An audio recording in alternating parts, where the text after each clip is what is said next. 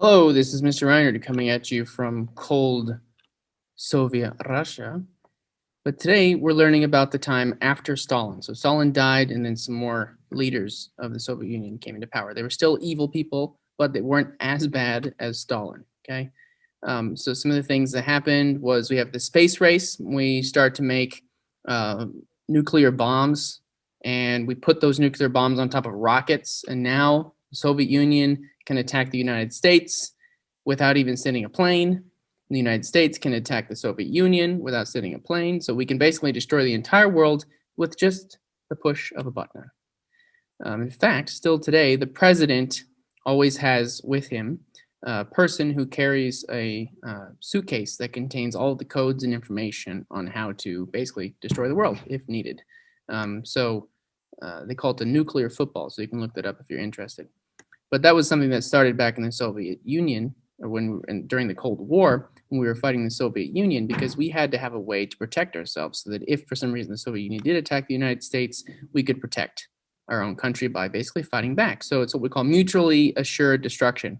Anyway, another thing, I also mentioned the space race. So we invented rockets because America had to be the first country to go to the moon, and luckily, even though Russia or the Soviet Union was first to make it into space, we were first to make it all the way to the moon. So that's good for us. And then the Soviet Union never did send a person to the moon. No, America is still the only country that's ever sent a human to the moon. And then finally, we're going to talk about the Berlin Wall, which was basically what they did was they took over a bunch of countries outside of Russia, and they used Germany and other areas as a border, as kind of like a buffer zone for people, especially in Russia. They didn't want the main part of the Soviet Union, those people, escaping. And they didn't want people in Germany escaping either. So they had this gigantic wall built, and we'll learn more about that in a minute. So take a look, and we'll get back in a sec.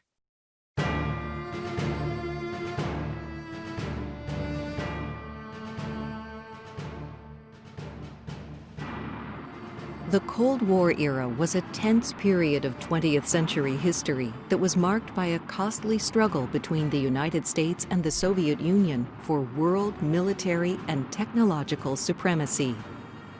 By the time of the death of Soviet leader Joseph Stalin in 1953, the US and the Soviet Union both possessed enormously destructive atomic weapons, and each side feared that the other would use them.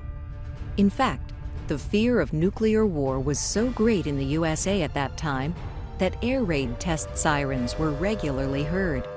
Air raid drills were held in schools. And classroom films showed students exactly what they needed to do in case of a nuclear attack. We all know the atomic bomb is very dangerous. Since it may be used against us, we must get ready for it. First, you duck, and then you cover. Other government films showed how to remove the radioactive fallout from a nuclear blast. If fallout settles on your food, the food itself isn't harmed or made radioactive, since radiation only damages living tissue. You simply remove the fallout particles using everyday methods of food preparation. People even were encouraged to build backyard bomb shelters to protect themselves during a nuclear attack. And so it was that the Great Cold War arms race began, where every new weapon produced by one side was matched by another weapon of equal or greater destructive power on the opposite side. So as you just saw, they used to have these drills at school, and they would show these films. They take the projector reel and they shove it in there just like an old movie, and they would play it for all the kids. Watching video back then was very special. And this is what they played. Let's watch the original one. And if your teacher wants, you can practice duck and cover with the music. But wait for your teacher's directions. Dum-dum, dum-dum. There was a turtle by the name of Bert, and Bert the turtle was very alert. When danger threatened him, he never got hurt. He knew just what to do. He ducked and cover, duck and cover. He did what we all must learn to do. You and you and you and you, duck and cover. Be sure and remember what Bert the Turtle just did, friends, because every one of us must remember to do the same thing. First, you'll have to know what happens when an atomic bomb explodes. You will know when it comes. We hope it never comes, but we must get ready. It looks something like this. There is a bright flash, brighter than the sun, brighter than anything you've ever seen. If you are not ready and did not know what to do, it could hurt you in different ways. It could knock you down hard or throw you against a tree or a wall. It is such a big explosion, it can smash in buildings and knock signboards over and break windows all over town. But if you duck and cover like Bert, you will be much safer. You know how bad sunburn can feel. The atomic bomb flash could burn you worse than a terrible sunburn, especially where you're not covered. Now, you and I don't have shells to crawl into like Bert the Turtle, so we have to cover up in our own way. First, you duck, and then you cover. And very tightly, you cover the back of your neck and your face. Duck and cover underneath a table or desk or anything else close by. You may be in your schoolyard playing when the signal comes. That signal means to stop whatever you are doing and get to the nearest safe place fast. Always remember, the flash of an atomic bomb can come at any time, no matter where you may be. You might be out playing at home when the warning comes. Then be sure to get into the house fast, where your parents have fixed a safe place for you to go. If you are not close to home when you hear the warning, go to the nearest safe cover. Know where you are to go, or ask an older person to help you. You know the places marked with the S sign? They're safe places to go when you hear the alarm. If there is a warning, you will hear it before the bomb explodes. But sometimes, and this is very, very important, sometimes the bomb might explode without any warning. Then the first thing we would know about it would be the flash. And that means duck and cover fast, wherever you are. There's no time to look around or wait. Be like Bert. When there is a flash, duck and cover, and do it fast. Here are some older boys showing what to do if the flash comes when you are not in the classroom. This is what to do if you should be in a corridor. You duck and cover tight against the wall this way. Remember to keep your face and the back of your neck covered tightly. Try to fall away from windows or doors with glass in them. Then, if the glass breaks and flies through the air, it won't cut you. You might be eating your lunch when the flash comes. Duck and cover under the table. Then, if the explosion makes anything in the room fall down, it can't fall on you. Getting ready means we will all have to be able to take care of ourselves. The bomb might explode when there are no grown-ups near. Paul and Patty know this, and they're always ready to take care of themselves. Here they are on their way to school on a beautiful spring day. But no matter where they go or what they do, they always try to remember what to do if the atom bomb explodes right then. It's a bomb. Duck and cover. Here's Tony going to his Cub Scout meeting. Tony knows the bomb can explode any time of the year, day or night. He is ready for it. Duck and cover. Attaboy, Tony. That flash means act fast. We must know how to duck and cover in the school bus or in any other bus or streetcar. Duck and cover. Don't wait. Duck away from the windows fast. The glass may break and fly through the air and cut you. Sundays, holidays, vacation time, we must be ready every day, all the time, to do the right thing if the atomic bomb explodes. Duck and cover. This family knows what to do, just as your own family should. The mutual fear of destruction, it was hoped, would prevent the outbreak of a hot nuclear war from ever occurring. Intercontinental ballistic missiles, or ICBMs, were the principal weapons of the Cold War era. These powerful rockets, first launched by the Soviets in 1957, made it possible to deliver atomic blasts with deadly accuracy to cities thousands of miles away. Soon, the U.S. developed intercontinental missiles as well, and both sides began to stockpile warheads for them in massive quantities. During the Cold War era, nuclear missiles actively came into play during the Cuban Missile Crisis of 1962, shortly after the failed Bay of Pigs invasion of communist Cuba by USA-backed insurgents. That's when Cuban leader Fidel Castro asked for, and received, nuclear-armed ballistic missiles from the Soviet Union, precipitating an international Armed crisis. with 1 megaton warheads, the missiles could reach and conceivably destroy Washington or Lima, Peru. President Kennedy went on to demand that the missiles Now be your leaders removed. are no longer Cuban leaders, inspired by Cuban ideals. They are puppets and agents of an international conspiracy which has turned Cuba against your friends and neighbors in the Americas and turned it into the first Latin American country to become a target for nuclear war. And for 13 days, the world stood on the brink of an all-out disaster. Fortunately, in the end, the Soviets removed their missiles, and the crisis ended peacefully. The rocket technology of the Cold War era that fueled the arms race also fueled a race for superiority in the quest to dominate in outer space. Initially, the Soviets took the lead in the space race with a series of tremendous successes that included putting the first man-made satellite, called Sputnik, into orbit in 1957. And in 1961, of putting the first person, Yuri Gagarin, into Earth orbit as well. These feats shattered the perception that the United States was the world's leading technological superpower. So, in hopes of regaining its superiority over the Soviets, President Kennedy announced a massive new U.S. space program. It should commit itself to achieving the goal, before this decade is out, of landing a man on the moon and returning him safely to the Earth. No single space project in this period will be more impressive to mankind or more important for the long-range exploration of space. After Kennedy's speech, the space race really took off.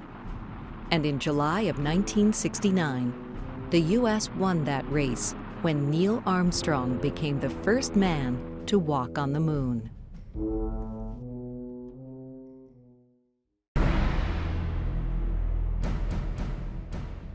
Another landmark event of the Cold War era, the building of the Berlin Wall, occurred in Germany right around the same time the Soviets launched the first man into space. After World War II, Germany had become a divided and occupied state. East Germany and the eastern part of Berlin were controlled by the Soviet Union, while West Berlin and West Germany as a whole were controlled by democratic countries. The city of Berlin was completely surrounded by East Germany, so West Berlin was only accessible from West Germany by a few regulated air and land routes. By 1960, West Germany and West Berlin were free and prosperous, while communist East Berlin and East Germany were neither. Most East Germans were not allowed to travel to the West freely. But those who sought a better life just crossed into West Berlin and were then able to escape into West Germany from there. By early 1961, nearly 20% of East Germans had fled their country, mostly through West Berlin. In August of 1961, in order to stop the escapes, the East German government erected a wall that completely surrounded the city of West Berlin. Okay, I wanted to show you guys really kind of what's going on. So this is the Soviet Union, or the red part, okay? And all of these countries right in here were also taken over by the Soviet Union. In fact, I believe these gray countries here too. And then you had part of Germany, like a third of it, was also run by the Soviet Union. Whereas you can compare that to the size of the US and Canada, which we were working pretty closely together at the time, as well as these countries, the blue ones. But yeah, this was like one gigantic country that was, I mean, Russia's already the biggest country in the world right now, but they were even bigger back then, okay, because they already took over all these other countries. You can kind of see here. So this is what we call the Iron Curtain. And there are these, this part of Germany, Czech Republic, Slovakia, Hungary, and other countries that were part of the Soviet Union. Okay, they were in one big group of countries together, which have worked just like one country. They were all communist and all under oppression. And the one thing I want you to understand about the Berlin Wall too was that they put up a wall in Berlin right here, like we just saw, overnight. Okay, so they put up this wall overnight, put up like a barbed wire thing, and then they started building the actual wall. And over the years, which it was up for like 30 years or something, they kept adding to it and adding to it and adding to it. And it was a horrible, horrible thing. People couldn't go anywhere. They were trapped, okay?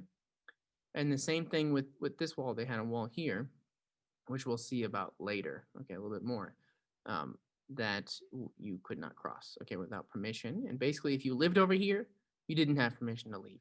The only reason why you'd ever be able to cross it is if you were from the west, okay? Then you could cross over into the east, but be careful because they might kidnap you, okay, like we learned about yesterday. So anyway, let's keep watching the video.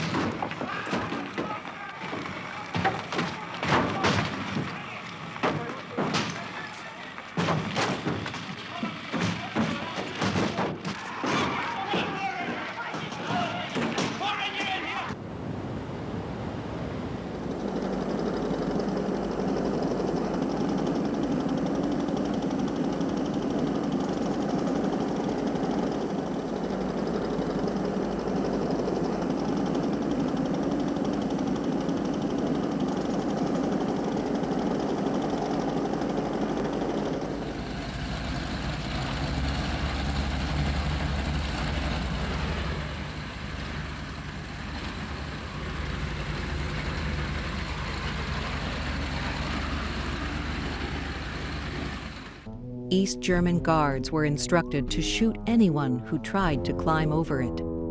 In the years that followed, at least 138 people were shot and died trying to cross the wall from East to West Berlin. On June 12, 1987, U.S. President Ronald Reagan stood in front of the Berlin Wall and demanded that Mikhail Gorbachev, the General Secretary of the Soviet Union, do something to end the bloodshed. Mr. Gorbachev, tear down this wall. 2 years later, on November 9, 1989, crowds of German people began tearing the Berlin Wall apart. After that, Soviet satellite states started to break free from the control of Moscow. And republics within the Soviet Union became more vocal about their freedom too, and took steps toward declaring sovereignty over their own territories. In 1990, Lithuania and the other Baltic states were the first to declare their independence from the Soviet Union.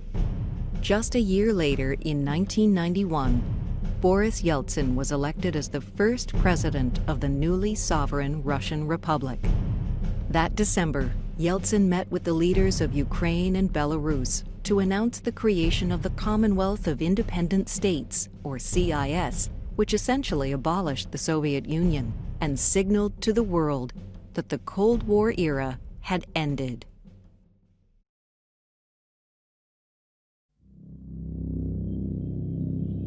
This border cuts Germany in two, separates East and West, communism and democracy, repression and freedom. Its sole purpose, to keep the people of communist East Germany from fleeing to freedom in the Federal Republic of Germany, the West.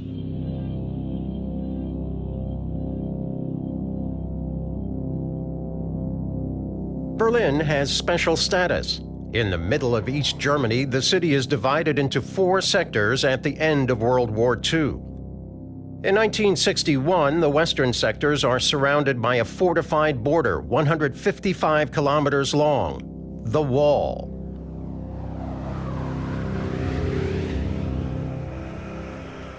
East Berlin in the early 80s.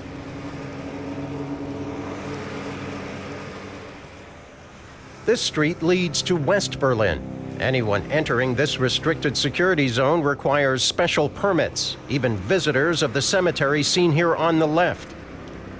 It's been closed off since the wall was built.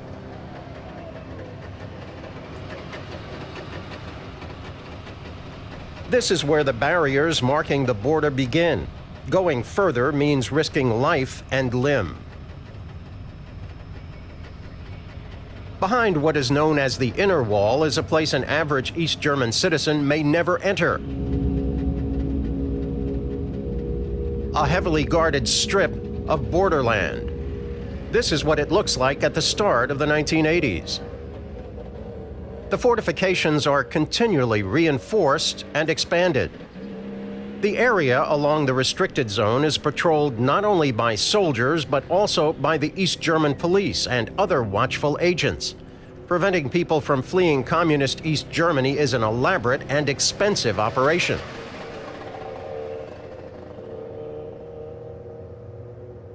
Two soldiers guard a 200-meter stretch of border here. In total, there are 12,000 border troops posted in Berlin.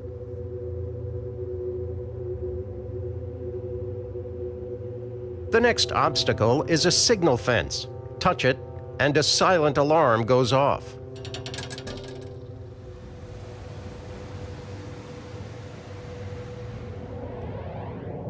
Soldiers in the watchtowers can immediately see where the alarm has been triggered. The would-be escapee doesn't know it, but the guards are already aware of what is happening and where. The guards in the tower can alert other troops along the border and direct their operations. At night, the no man's land around the border is lit up bright as day.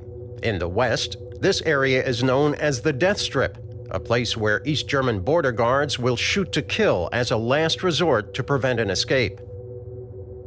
The Berlin Wall claims 136 lives.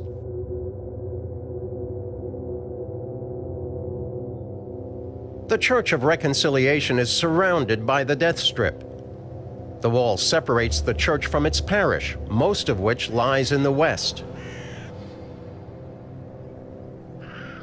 In 1985, the East German regime demolishes the church. One possible reason is that it obstructs the guards' view of the border.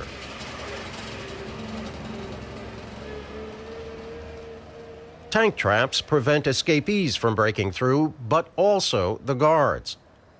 On the other side, a carpet of steel spikes, 14 centimeters long, seriously wounds anyone who steps on it. East German border guards call it asparagus board. Westerners nickname it Stalinrasen, or Stalin's lawn. The ground is smoothed regularly so that anyone trying to flee across it will leave a mark. And finally, the notorious Berlin Wall, 3 meters 60 tall, the last insurmountable barrier. The side of the wall facing West Berlin is still part of East Germany. Openings used by the guards to inspect the other side need 2 separate keys to unlock. One person alone cannot open them.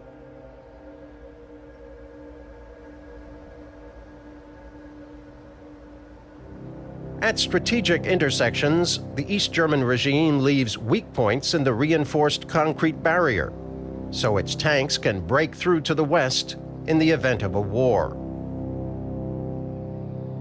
Nearly everyone in the world is familiar with this view of the wall, looking from the west. Initially, observation platforms are built for West Berlin's police, later for tourists. This view at Bernauer Strasse shows that the sophisticated containment system in Berlin is far more than a wall. Berlin is a special case. West Berlin, effectively part of the Federal Republic of Germany, is located in the middle of East Germany. The border separating East and West Germany is 1,378 kilometers long. Hirtensleben is an East German village. The people here live in immediate proximity to the border fortifications. But most East Germans never get as far as Hirtensleben. Sentries stop anyone without a permit about 5 kilometers away from the border.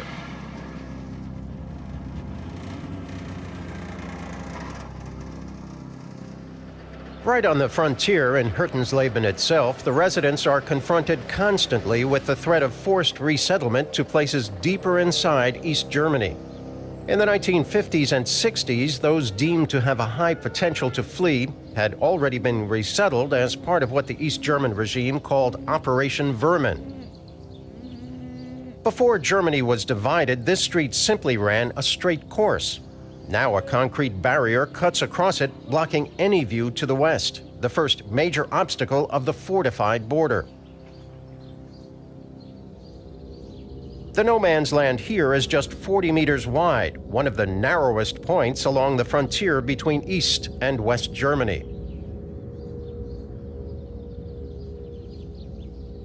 Just 5 meters behind the wall is a deeply anchored alarm fence. Openings have been left in its foundation for the many rabbits living in no man's land to prevent them from triggering the alarm.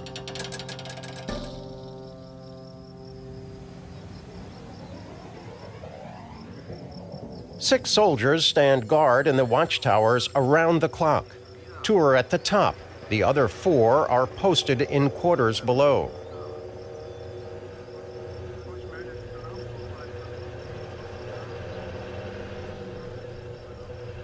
In some places, guard dogs are added to the patrol of the area.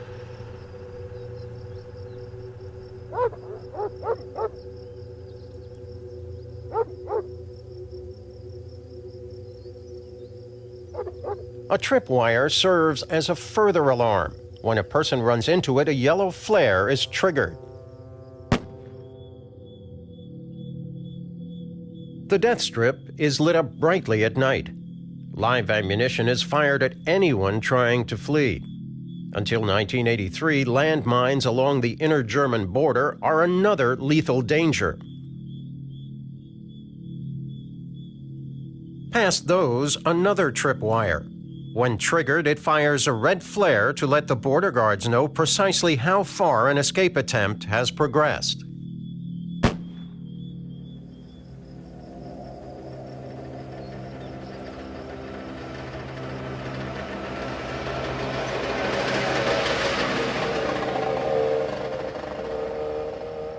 Along the patrol route for military vehicles is another area of smoothed, bare soil.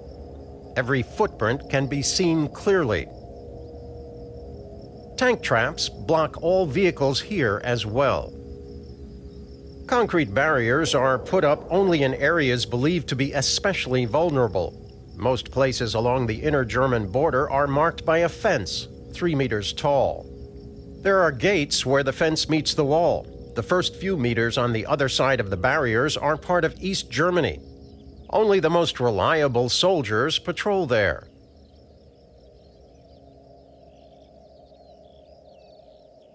Just 100 meters away, automatic firing devices shoot at anyone who hits the tripwire. Some 60,000 of these weapons are in use until 1983.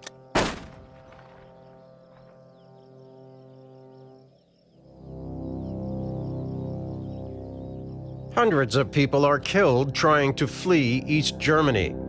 The communist regime has made prisoners of its people. They are walled in. All right, and I want you guys to, right now, turn to the person next to you, somebody, and talk about how would you feel if you had all of these defenses all along the outside of your country and you knew that there was no way, no possible way you could escape alive. Or if you did, I mean, there were some people that did escape, but it would be extremely difficult. There would be no legal way to leave your country. In fact, you know, they were trapped, literally trapped. How would you feel in that situation? What would you do? So please pause the video and talk about that.